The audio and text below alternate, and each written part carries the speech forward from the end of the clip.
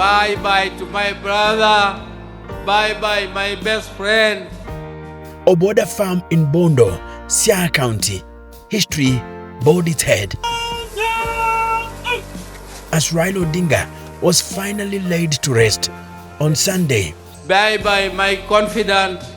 Time itself seemed suspended the moment his casket descended into the red soil of his ancestral home. To put your soul in peace and please. Here at Kangoka Jaramogi, he found his eternal place to rest besides his father, Jaramogi Oginga Odinga, Kenya's first vice president. Thank you. May God take care of you. Father and son, once bound in life by the struggle for freedom, now united in rest. Na mambo yale yote ambayo Raila alitetea, hatutakubali arudi nyuma. A final farewell draped in military solemnity. First, a military bugler sounded the last post. The traditional bugle call marking the end of a soldier's duty.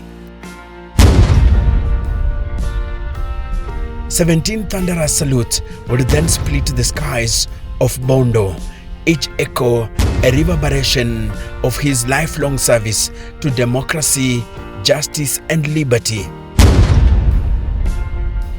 Mona stood still. In that silence was recognition, not of a man who held the presidency, but of one who shaped the destiny of a people for generations. He breathed his last after a heart attack far away in India, where he sought healing, and returned home only to be embraced by the soil of his ancestors.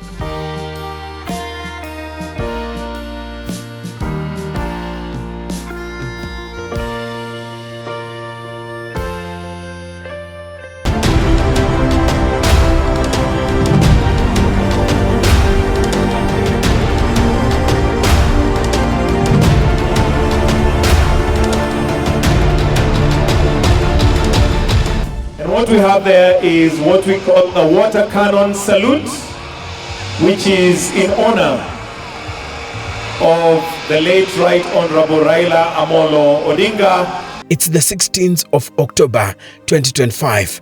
An announcement will be made at the Jomo Kenyatta International Airport. Number is now RAO 001. The flight carrying the remains of Kenya's political icon had landed on the airport's runway.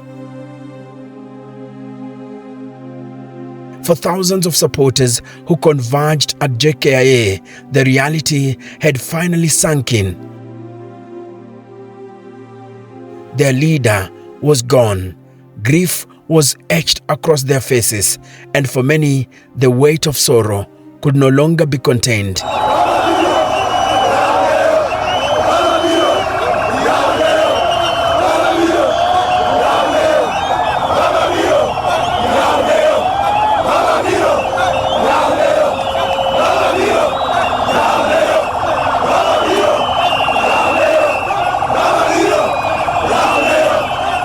It marked the beginning of Odinga's final journey.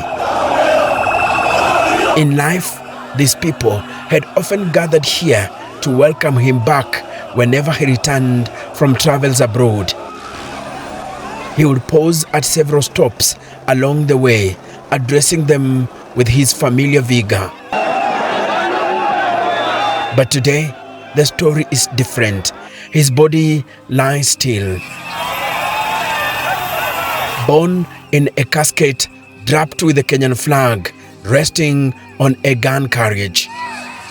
The flag's four colors, black, red, and green, divided by thin white stripes, are crowned at the center by a traditional shield and two crossed spears.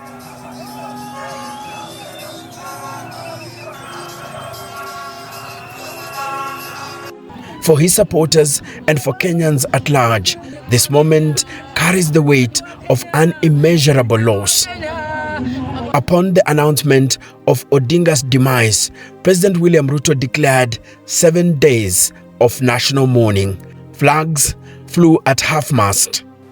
As we mourn, I call on all Kenyans to reflect on his towering legacy and the lessons impacted by Right Honorable Raila Odinga's life, work, ideas, and example.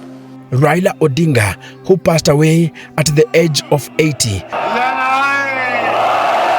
devoted the better part of his life to politics.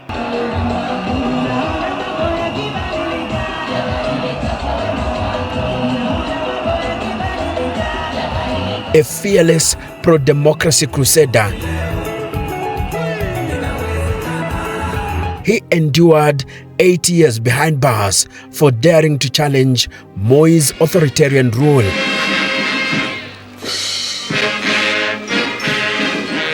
Mimi nimepita eneo zingine ambaye singeweza kupita kama ingekuwa kuna Mungu. Mali zingine ambaye mimi nimewekwa ndani kama shimo. Masaa 24, saa moja peke yake ambaye wewe unaweza kuona jua. Yale ingine yote wewe uko kwa giza. Kuna chochote, asubuhi wanakufungilia wewe upeleke mkojo yako kwa choo. Alafu narudi nafungiwa. Unakaa namna hiyo mpaka saa nyingine macho yako yanakuja yanaharibika. Unaona saa nyingine mnaona mimi kuna shida ya macho yangu kwa sababu ya wakati ile. He would go on to play a central role in two of Kenya's most defining reforms: the return of multi-party democracy in 1991 and the birth of a new constitution in 2010. Odinga served as Kenya's second Prime Minister and held several ministerial portfolios under both the Moi and Kibaki governments. Nasimama mbele ya umma ya Wakenya nikiomba Wakenya wanipatie mimi kazi ya uongozi wa taifa la Kenya. And though he contested the presidency 5 times without victory, his mark on Kenya's democratic journey remains profound, indelible, and unforgettable.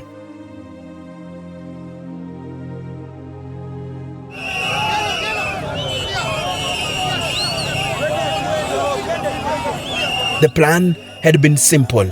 Raila Odinga's body would lie in state at Parliament, allowing Kenyans to pay their final respects.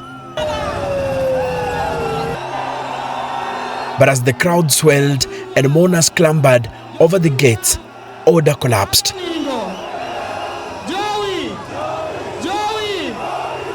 Officials made a swift decision. The cortege would be diverted to Nairobi's Kasarani Stadium.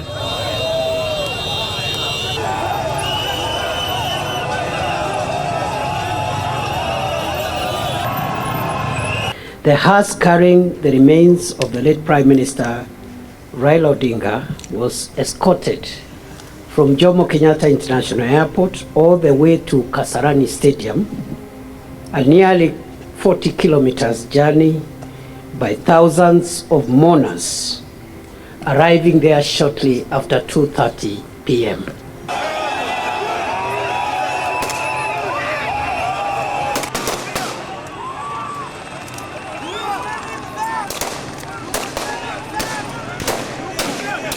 Yet the chaos followed. Sisi tumeraukia Parliament asubuhi wakati tumesikia kwamba wameleta huku hafla iko huku. Tumetoka huko, tumetoka Kasarani, tumetoka Parliament na mbio. Tumekimbia kutoka Nairobi Parliament hadi hapa ndio tunafika. At Kasarani, tension erupted.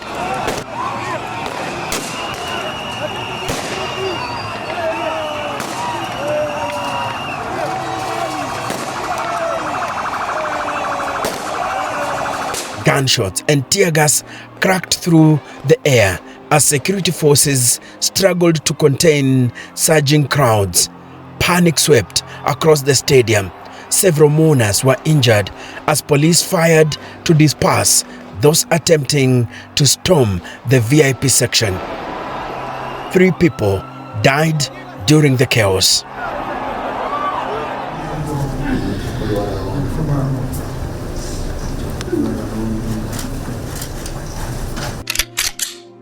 Only by evening, under heightened security, did the public viewing of Odinga's body finally commence. Nimekuwa nikimuona na nimekuwa nikipiga kura kwake sana, lakini leo naona nimevunja mtu mkubwa sana amepotea duniani, na ndio maana nimekuja hapa leo ili niweze kumpea asante zangu za mwisho. Military honors, prayers and viewing of the body were done in the attendance of President William Ruto, former President Uhuru Kenyatta, family, dignitaries, and the top military command of the country. Friday, October 17th, the day of his state funeral at Nyayo National Stadium. Before the nation gathered to bid him a final farewell, Raila Odinga's body was first taken to Parliament, a chamber where he had carved out a remarkable career spanning more than 2 decades. From 1992 until 2013, he represented Langata constituency with steadfast loyalty, never once surrendering the seat.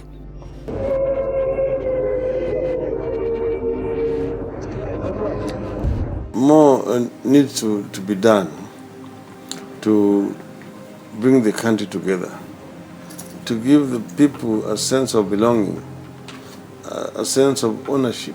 As he lay in state, his casket rested upon a raised catafalque, flanked at each corner by soldiers from the Kenya Defence Forces. One by one, members of parliament, dignitaries, and the country's highest leadership filed past to pay their respects.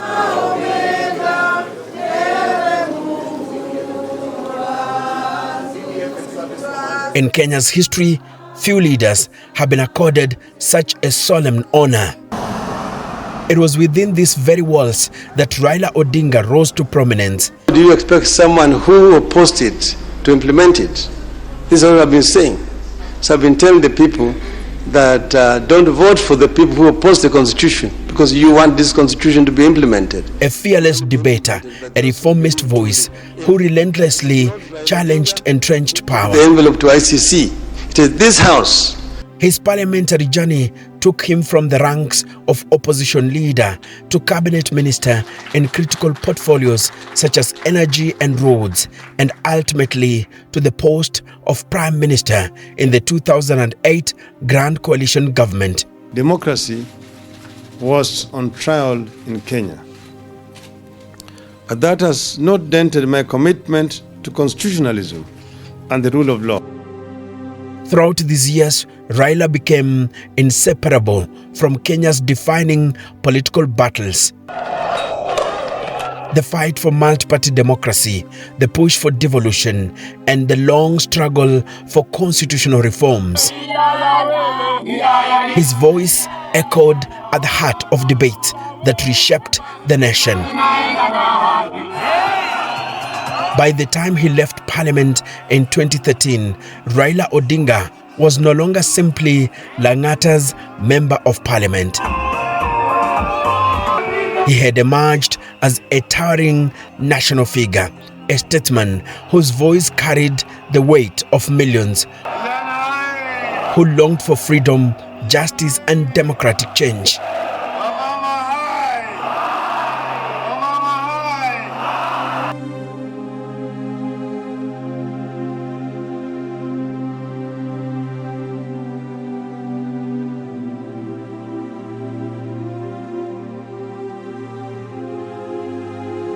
The body of Raila Odinga was placed upon a solemn military gun carriage, beginning its slow procession towards Nyayo National Stadium.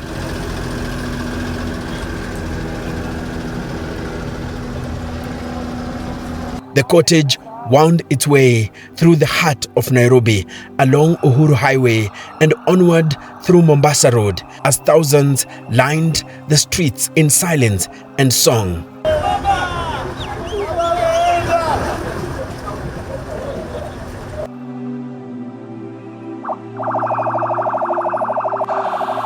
Soldiers of the armed forces sat in steady formation, guarding the casket of the former Prime Minister with unwavering precision, the outriders moving in a spearhead formation.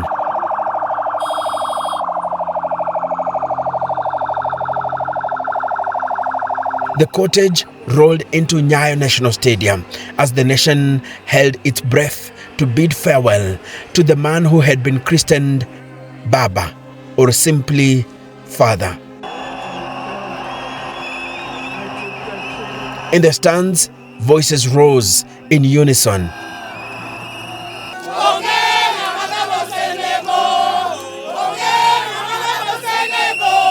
Raila's name proclaimed with unshaken admiration.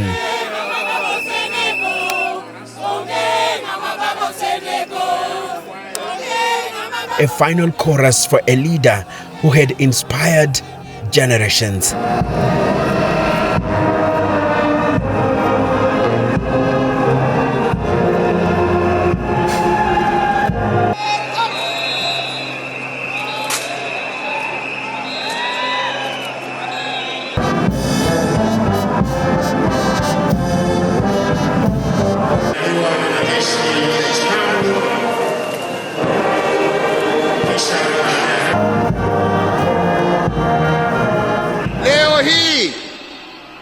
Tukiwa tunaaga baba yetu Raila Amolo Odinga, nataka pia tujiape ya kwamba hatutakubali kama Wakenya haki za kibinadamu, demokrasia na mambo yale yote ambayo Raila alitetea, hatutakubali arudi nyuma.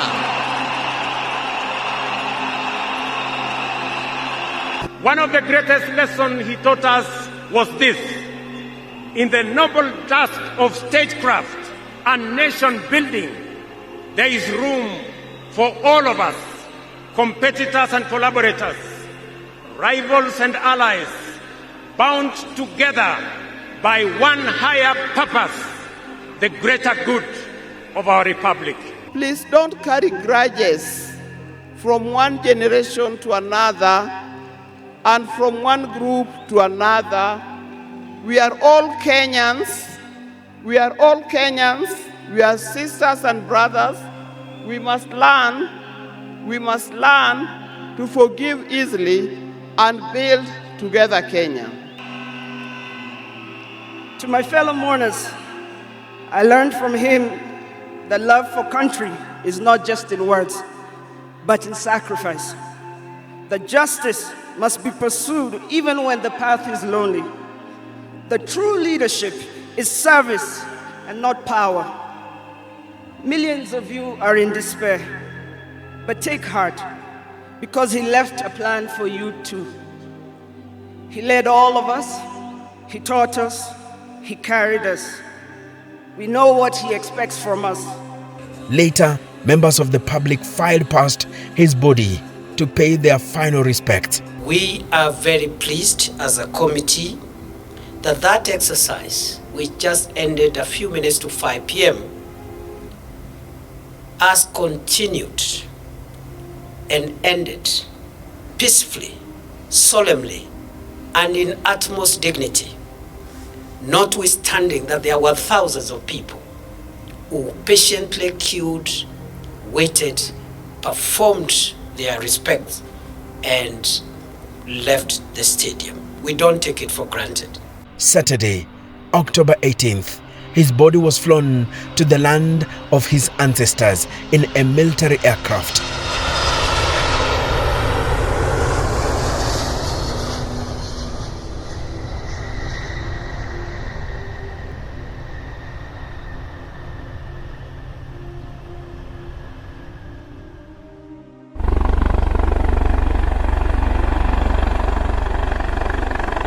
The Kenya Air Force aircraft bore the call sign Enigma 01.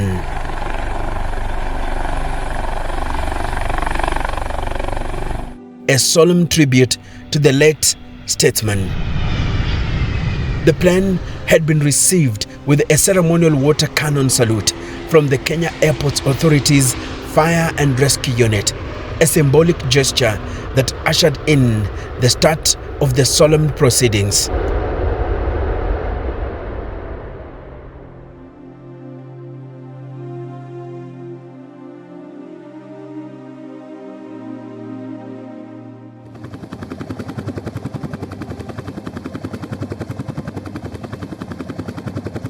The casket was then placed aboard an NIS helicopter for a brief flight to Mamboleo Stadium, where thousands of mourners awaited its arrival.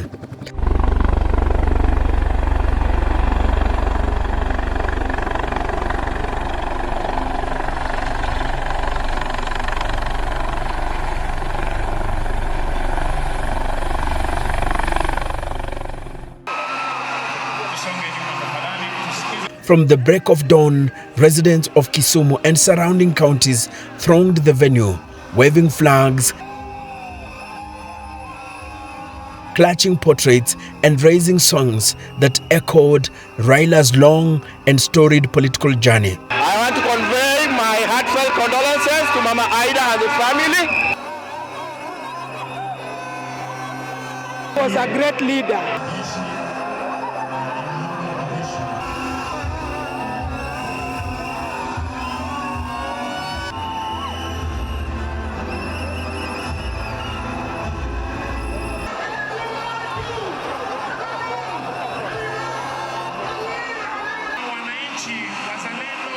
The body would lie in state at the stadium for public viewing throughout the day before it was transported to his rural home in Bondo, Siaya County, back to his roots and his people.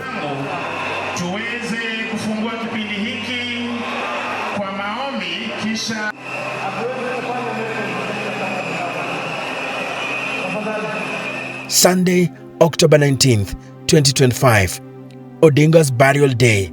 First, it will be taken to Jaramogi Oginga Odinga University for a funeral service. We are against those who are trying to tear Kenya apart and speak the language of division and tribalism and ethnicity. War. Almost everyone in the country's top leadership came for the final goodbyes. Thank you, Kenya. God bless you all. God bless the Republic. God bless Baba's legacy. They came to say thanks for the many years of service to the nation. Many commentators in the newspapers and in the media say this is a very big blow for William Ruto. Yes, it is. It is a very big blow. I have discharged my responsibility to a friend, to a brother, to my mentor, a man I went to his school. Wengi walijaribu kuniambia ya kwamba Raila hakukuwa rais, kwa hivyo heshima yake ishushwe chini kidogo. Mimi nikawaambia hata kama hakuwa rais, he was the people's president.